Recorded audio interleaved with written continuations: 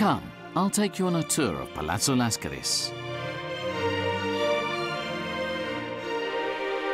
Entering the majestic main entrance in Via Alfieri 15, we pass through the walnut door to enter a lovely portico with cross vaults and a unique wooden floor.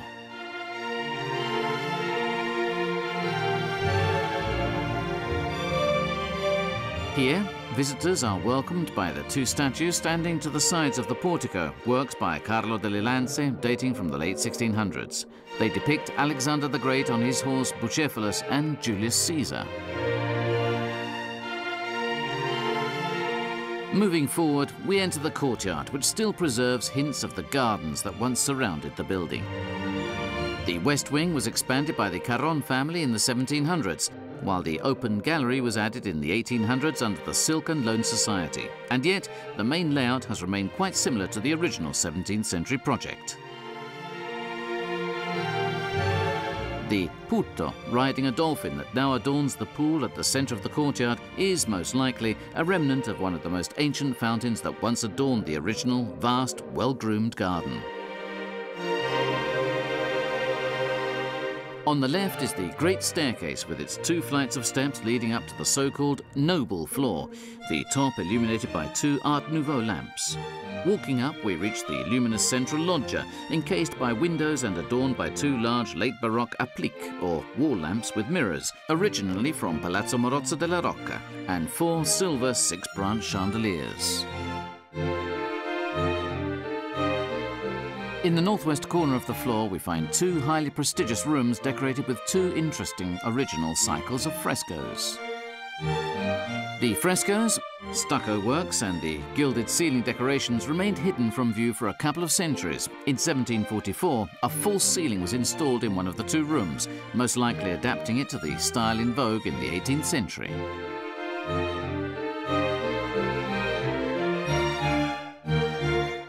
The date was marked in charcoal above a sheet depicting Samson wrestling the lion.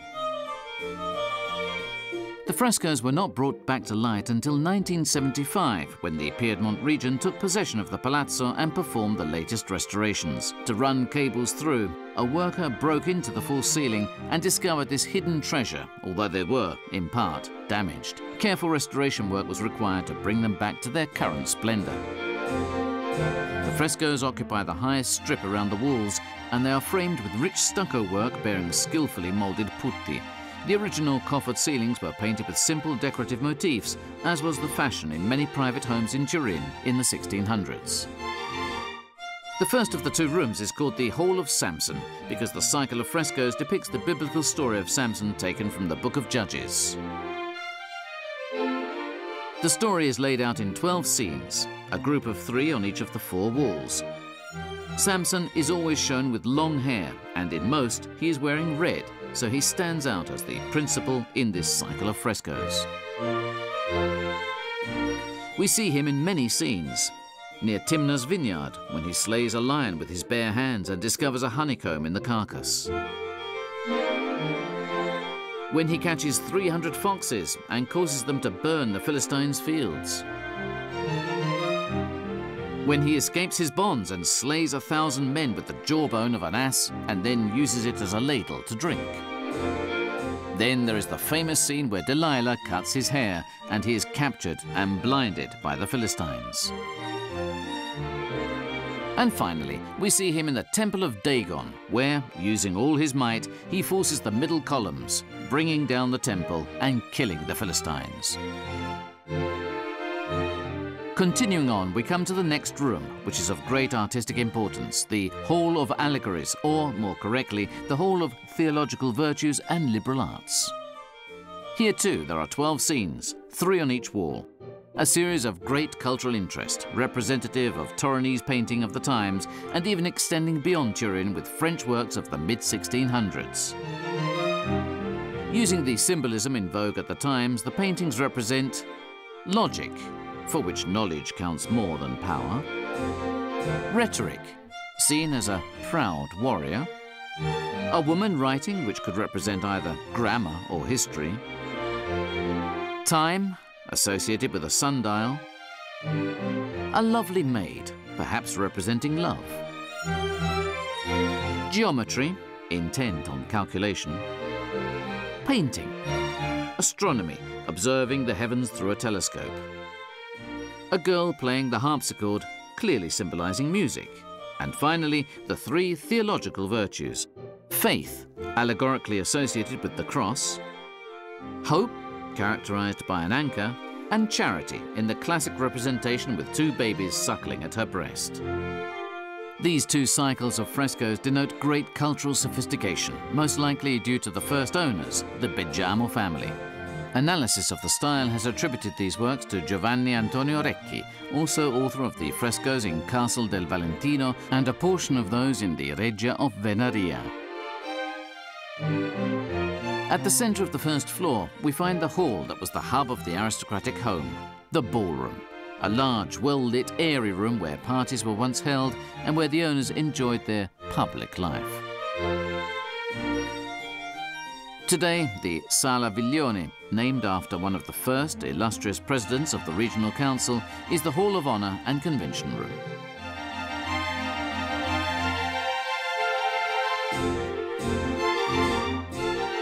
On the east side of the main floor, we find other truly elegant rooms, today the offices of the President and Vice President of the Regional Council of Piedmont.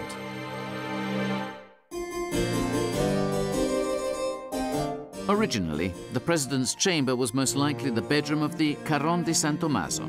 The lovely decorations on the ceiling vault include a stork, symbol of fertility and good omen for the family. Besides the splendid tapestry, the room is decorated with an early 17th century Mazzarino-style chair from La Mandria of Venaria, a 17th century style desk, a refined Parisian grandfather clock from the 1700s,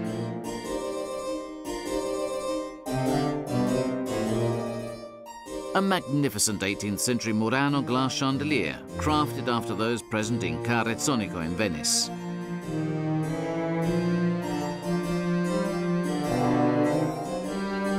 and an original lamp made of an imposing Renaissance candelabrum topped with a medieval antiphonary or song sheet as lampshade.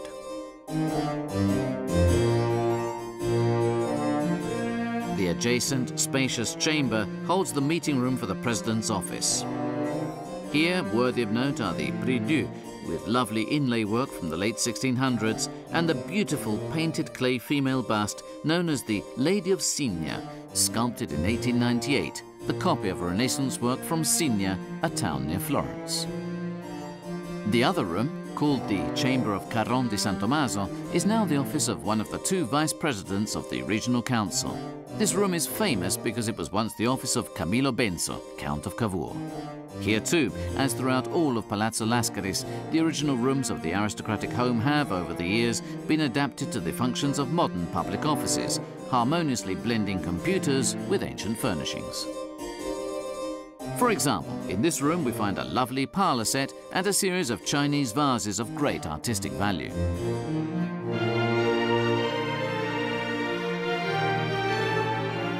Today, the second floor of Palazzo Lascaris is all offices, the place where the Regional Council activities are carried out. In particular, at a point corresponding to the Sala Viglione, we find a similar-sized hall that serves as a meeting room. It is called Sala Morando because 12 works by the painter Pietro Morando from Alessandria deck its walls.